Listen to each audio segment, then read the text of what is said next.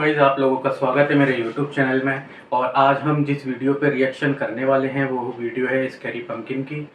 और ये video sleep paralysis topic के ऊपर है। जिन लोगों को स्लीप पैरालिसिस के बारे में पता है, जो लोग जानते हैं, वो लोग इससे रिलेट ज़रूर कर पाएंगे, क्योंकि ज़्यादातर लोगों को ये स्लीप पैरालिसिस का अपनी लाइफ में कभी ना कभी सामना करना पड़ा होगा। और वो लोग जानते होंगे कि इस टाइम मतलब जब ये स्लीप पैरालिसिस होता है तब किस टाइप का फील होता है। थोड़े बहुत मैं आपको इसके पॉइंट बता देता हूँ।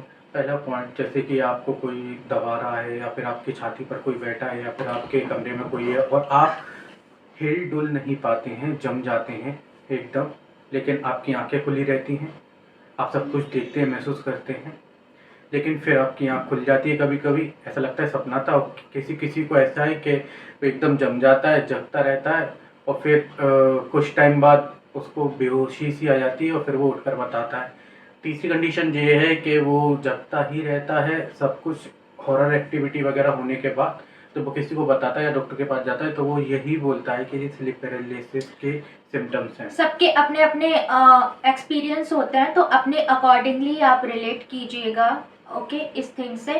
सो बिना किसी देरी के हम स्टार्ट करते हैं वीडियो को। और वीडियो अगर पसंद आए तो लाइक कीजिएगा, सब्सक्राइब कीजिएगा और अपना ओपिनियन कमेंट बॉक्स में हमको ज़रूर से ज़रूर शेयर कीजिएगा। तो बिना किसी देरी के हम वीडियो को स्टार्ट करते हैं। So let's start.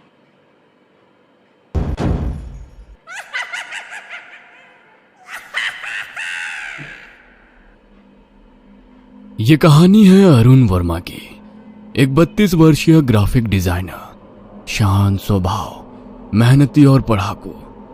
अरुण अपने माता पिता सावित्री और अरविंद के साथ लखनऊ में रहता था। उसने कभी कोई अंधविश्वास में विश्वास नहीं किया, लेकिन नींद को लेकर वो हमेशा थोड़ा डरा रहता था, क्योंकि बचपन से ही उसे भयानक सपने आते थे। लेकिन जैसे जैसे उम्र बढ़ी, ये सपने कुछ और बन गए। अरुण को डायरी लिखने की आदत थी और हमें ये कहानी उसकी डायरी से मिली है। ये कहानी स्लीप पैरालिसिस एक अनुभव की है जो अरुण के साथ हुआ था। जनवरी की एक ठंडी रात थी। अरुण ऑफिस का प्रोजेक्ट पूरा करके रात 2:30 बजे बिस्तर पर लेटा।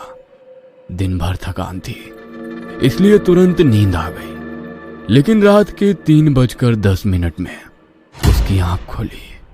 कमरे का पंखा घूम रहा था, खिड़की से बाहर की लाइट अंदर आ रही थी। सब सामान्य लग रहा था, सिवाय इसके कि उसका शरीर हिल नहीं रहा था। वो चीखना चाहता था, लेकिन आवाज नहीं निकली। आंखों के सामने कमरे के कोने में एक काली आकृति खड़ी थी, धुंधली लेकिन बहुत बड़ी, जैसे हवा में नहीं बल्कि अंधेरे में बनी हो। वो बहुत देर तक कोशिश करता रहा और कुछ मिनट्स बाद उसकी नींद टूटी तो कमरे में अंधेरा था। उसने लाइट्स ऑन करके चारों तरफ देखा, पर वहां कोई नहीं था। उसे लगा ये कोई बुरा सपना था। उसने सोचा शायद ये मेरी थकान की वजह से ऐसा हुआ, और वो फिर सो गया। अगली सुबह उसने इसके बारे में गूगल किया तो उसे स्लीप पैरालिसिस के बारे में पता चला। उसने इसके बारे में कुछ कहानियां पढ़ी और राहत की सांस ली कि ये तो आम चीज है। अपने डर को शांत करने के लिए उसने अपने दोस्त के पहचान के साइकियाट्रिस्ट से बात की। तभी डॉक्टर ने उसे स्लीप पैरालिसिस के बारे में समझाया। देखिए, स्लीप पैरालिसिस एक ऐसी स्थिति है जिसमें व्यक्ति जागता तो है लेकिन हिलने डुलने या बोलने में असमर्थ होता है। यह आमतौर पर नींद और जागने के बीच ट्रांजिशन के दौरान होता है, या तो जब आप सो रहे होते हैं या जागते हैं। ऐसा इसलिए होता है क्योंकि शरीर में REM रैपिड आई मूवमेंट नींद की स्थिति में रहता है, जहां मांसपेशियां सामान्य रूप में रिलैक्स्ड होती हैं, जबकि हमारा दिमाग जागता रहता है। स्लीप पैरालिसिस का अनुभव करने वाले मेरे कुछ पेशेंट्स मतिभ्रम यानी हेलुसिनेशंस के बारे में बताते हैं, जैसे कि कमरे में किसी की मौजूदगी देखना या छाती पर दबाव महसूस करना। ये तनाव, इरेगुलर स्लीपिंग पैटर्न या कुछ दूसरे स्लीप डिसऑर्डर की वजह से हो सकता है। शाम को घर आकर अरुण ने अपनी मां सावित्री से रात के अनुभव का जिक्र किया। सावित्री को अरुण के बचपन की एक बात याद थी। जब वो सिर्फ 10 साल का था तब उसने बताया था कि हर रात एक औरत की परछाई उसे घूरती है, कभी उसके बिस्तर के पास तो कभी अलमारी के पीछे। सावित्री ने तब एक झाड़ फूंक करवाई थी और सब ठीक हो गया था, लेकिन शायद वो साया कभी गया ही नहीं, बस छिप गया और अब लौट आया था। लेकिन सावित्री ने अरुण से ये बात छिपाई, ये सोचकर कि कहीं अरुण डर ना जाए या उसके काम पर इसका कोई असर ना हो। लेकिन धीरे धीरे अरुण के लिए हर रात एक डरावनी परीक्षा बन चुकी थी। उसे लगने लगा कि जब भी वो सोता है उसकी आत्मा किसी और दुनिया में खींची जाती है। हर स्लीप पैरालिसिस की अवस्था में वो अपने कमरे को वैसे ही देखता, पंखा घूम रहा होता, दरवाजा आधा खुला होता, बाहर की रोशनी खिड़की से आ रही होती, लेकिन उसका शरीर पूरी तरह फ्रीज होता। वो कोशिश करता था हिलने की, चिल्लाने की, लेकिन उसका गला जैसे किसी ने दबा दिया हो। एक बार उसे ऐसा दिखा कि उसके माता पिता कमरे में खड़े हैं, उसे सोता देख रहे हैं, लेकिन किसी को उसकी तड़प नहीं दिख रही थी। वो सब कुछ देख सकता था पर कुछ कर नहीं सकता था, जैसे जागती आंखों से एक बुरा सपना देख रहा हो और खुद को बचाने के लिए बस देखता रह जाए। हर बार उसे लगता अगर अब नहीं उठा तो शायद हमेशा के लिए उठ ना पाऊं। और उनको स्लीप पैरालिसिस हर रात नहीं बल्कि कुछ दिनों के अंतराल में होता था, लेकिन हर बार और भी ज्यादा डरावना। कभी 3 दिन, कभी हफ्ता, लेकिन जब भी होता उसका प्रभाव पिछले अनुभव से कहीं ज्यादा गहरा और भयानक होता। उसने डायरी में लिखा, अब वो सिर्फ दूर खड़ी नहीं रहती, अब वो मेरे पास आकर मुझे देखती है, मेरी सांसों के पास। वो परछाई अब एक रूप लेने लगी थी, एक महिला जिसकी आंखें नहीं थी पर चेहरा अजीब सा जाना पहचाना लगता था, जैसे वो किसी पुराने जन्म से जुड़ी हो। पर जो सबसे डरावनी बात थी वो ये कि अरुण को अब सिर्फ अपने कमरे में ही नहीं बल्कि अलग अलग जगहों पर भी वही अनुभव होने लगे। अगर वो किसी रिश्तेदार के यहाँ सोता तो उसे लगता कि वही परछाई अब उस नए कमरे में भी मौजूद है। एक बार वो एक कंपनी ट्रिप पर हिल स्टेशन गया और रात को उसे लगा कि वो फिर उसी पुराने कमरे में फंसा है जहां से वो बाहर निकलने की कोशिश कर रहा है, लेकिन हर खिड़की के बाहर सिर्फ अंधकार है। हर बार उसे लगने लगता कि ये जगह बदली नहीं है, बस उसका भ्रम है। और परछाई वो तो हर जगह उसी वक्त आ जाती थी जैसे उसके भीतर घुस चुकी हो।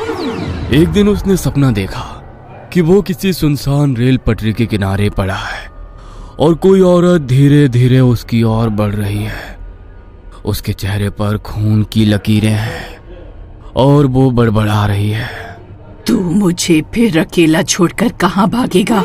तभी अरुण की नींद खुली और अरुण को ऐसा लगा जैसे नेहा वापस आ गई है। अरुण अब हर रात सोने से डरने लगा था क्योंकि उसे नहीं पता होता था कि किस जगह में जागेगा और आज क्या नया खौफनाक देखेगा। अरुण के जिंदगी के बारे में। अरुण की जिंदगी बाहर से भले ही सीधी साधी दिखती थी, लेकिन उसके अंदर कई दबी हुई परतें थीं। वह लखनऊ के एक मिडिल क्लास परिवार में पला बड़ा था। उसके पिता अरविंद सरकारी कर्मचारी थे और मां सावित्री हाउसवाइफ। घर में स्ट्रिक्टनेस थी लेकिन प्यार भी कम नहीं था। अरुण बचपन से ही सीरियस नेचर का था। उसे खेल कूद से ज्यादा किताबें पसंद थी। उसका एक सबसे अच्छा दोस्त था रोहित, जो बचपन से ही उसके साथ था। लेकिन स्कूल के बाद रोहित का पूरा परिवार दूसरे शहर चला गया और अरुण भी अकेला हो गया। स्कूल में अक्सर अरुण का मजाक बनाया जाता था। इन सब बातों की वजह से अरुण रात में ठीक से सो नहीं पाता और कभी कभी आधी रात में डर से जाग जाता। सावित्री ने एक बार उसे नींद में बड़बड़ाते और रोते हुए सुना था, लेकिन तब किसी डॉक्टर को नहीं दिखाया गया, बस एक ताबीज पहना दिया गया था जो अब तक उसकी अलमारी में पड़ा था। कॉलेज में पहली बार उसने खुलकर सांस ली थी वहां उसकी मुलाकात नेहा से हुई। नेहा का स्वभाव बिल्कुल विपरीत था, खुला, बातूनी और थोड़ी जिद्दी भी। लेकिन शायद यही वजह थी कि दोनों एक दूसरे की ओर खींचे गए। और उनको पहली बार लगा कि जिंदगी सिर्फ काम और किताबों तक सीमित नहीं है। नेहा ने उसमें वो रंग भरे थे जो उसने कभी महसूस नहीं किए थे। लेकिन धीरे धीरे अरुण के करियर का दबाव और नेहा के इमोशनल नेचर के कारण उनके बीच दूरियां बढ़ने लगी। धीरे धीरे अरुण ने नेहा से मिलना कम कर दिया। उसकी बस फोन पर बात होती। आखिरी बार वो एक दोस्त के बर्थडे पर मिले थे। तब नेहा ने अरुण से पूछा, अरुण, तुम मुझे कभी छोड़ तो नहीं दोगे ना? अरुण ने कुछ जवाब ना देकर हंसकर ये बात टाल दी। धीरे धीरे कुछ दिन बाद अरुण ने नेहा से बात करना बंद कर दिया। बिना वजह कहे वो उसके जीवन से निकल गया। नेहा ने उससे मिलने की कोशिश की, पर अरुण हमेशा किसी ना किसी बहाने से उससे मिलना टाल देता। इसके वजह से नेहा टूट गई और कुछ ही महीनों में खबर आई कि उसने आत्महत्या कर ली। अरुण ने तब खुद को दोष नहीं दिया, उसने इसे कमजोरी मानकर भुला दिया। लेकिन अब जब वो परछाई उसकी छाती पर बैठती थी, जब वो चेहरा सामने आता था, तो उसका दिल कहता था ये वही है नेहा। उसका अतीत अब उसका पीछा कर रहा था। वही दर्द, वही गलती अब हर रात उसका हिसाब मांग रही थी। अब अरुण के अनुभव और भी गहरे और ज्यादा डरावने होते जा रहे थे। पहले जहां कुछ दिनों के अंतराल में होते थे, अब ये लगभग हर रात उसका पीछा करने लगे थे। कभी उसकी नींद में दम घुटता, कभी उसे लगता कि कोई उसकी आत्मा को बाहर खींचने की कोशिश कर रहा है। उसे लगता जैसे कोई उसके शरीर को भीतर से तोड़ रहा हो। वो अब नॉर्मल जिंदगी नहीं जी पा रहा था। ऑफिस का काम तो दूर, उसे अब खाना खाना, बात करना, सब कुछ भारी लगने लगा था। उसकी आंखों के नीचे गहरे काले घेरे और व्यवहार में चिड़चिड़ापन आ गया था। अरविंद और सावित्री उसके इस बदलाव से चिंतित हो उठे। उन्होंने उसे कई डॉक्टर्स, न्यूरोलॉजिस्ट और साइकोलॉजिस्ट को दिखाया। हर रिपोर्ट नॉर्मल आई। फिर उन्होंने तांत्रिकों, बाबा, मंदिरों, हर जगह कोशिश की। कई उपाय किए गए, पूजा, हवन, झाड़ फूंक, पर अरुण की हालत में कोई फर्क नहीं पड़ा। वो गुमसुम रहने लगा। उसे अब हर परछाई में डर दिखने लगा था। कभी बाथरूम के मिरर में, कभी बालकनी के कोने में। उसे लगता जैसे नेहा की आत्मा हर वक्त उसके आसपास मंडरा रही हो। कई बार उसने खुद से लड़ने की कोशिश की, खुद को नींद से जगाए रखने की ट्रेनिंग देने की कोशिश की, लेकिन हर बार वो हार गया। और अंत में उसके घर वालों ने भी हार मान ली। उनके लिए अब अरुण की रातें एक ऐसी सजा बन गई थी जिसे कोई रोक नहीं सकता था। अरुण की हालत अब इतनी बिगड़ चुकी थी कि उसके घर वालों ने सारी कोशिशें करने के बाद बस यही प्रार्थना शुरू कर दी थी कि जैसे भी हो उसे इस डर और तकलीफ से मुक्ति मिल जाए। अरुण को अब धीरे धीरे ये एहसास होने लगा था कि जो परछाई हर रात उसके पास आती है वो कोई और नहीं, नेहा है। हर बार जब वो परछाई बनकर आती थी, उसे कॉलेज के दिन याद आ जाते थे। वो जगह, वो बातें, वो अधूरी इमोशंस। लेकिन ये राज सिर्फ अरुण के भीतर था। किसी और को उसका दर्द, उसकी सच्चाई समझ नहीं आई। धीरे धीरे उसका मानसिक संतुलन भी बिगड़ने लगा। वो अपनी ही दुनिया में रहने लगा, बड़बड़ाता, दीवारों से बातें करता, आईने से डरता और हर परछाई देखकर वो सहम जाता। कभी कभी वो रात को अचानक ही चीख कर उठता और कहता, मैंने कहा था छोड़ दो मुझे, मैंने माफी मांग ली ना। घर वाले अब कुछ नहीं समझ पा रहे थे। अरुण अब वो इंसान नहीं रहा था जो कुछ महीने पहले था। उसका चेहरा उतर गया था, शरीर कमजोर और आंखें खोई हुई सी लगती थी, जैसे कि वो किसी के आने का और साथ ले जाने का इंतजार कर रहा हो। अरुण ने अब बिस्तर से उठना और खाना पीना बंद कर दिया, लेकिन सोच सोच कर उसका शरीर थकता जाता था। उसी दौरान अरुण के कुछ कॉलेज के पुराने दोस्त और ऑफिस के कलीग्स, जिन्हें उसकी हालत का पता चला, उससे मिलने आए। जब उन्होंने अरुण की हालत और उसके माता पिता की बेबसी देखी तो उनके भी दिल बैठ गए। 3 दिन बाद एक रात अरुण ने अचानक कमरे की सारी लाइट्स बंद कर दी और खुद को कमरे में बंद कर लिया। रात को एक अजीब सी तेज बदबू फैलने लगी, जैसे कुछ जल रहा हो। खिड़की से अंदर देखा गया तो अरुण बिस्तर पर लेटा था, लेकिन उसका शरीर एक तरफ मुड़ा हुआ था, जैसे किसी ने उसे पकड़कर झटका दिया हो। सुबह अरविंद कमरे का दरवाजा तोड़कर अंदर आए तो अरुण मरा हुआ मिला।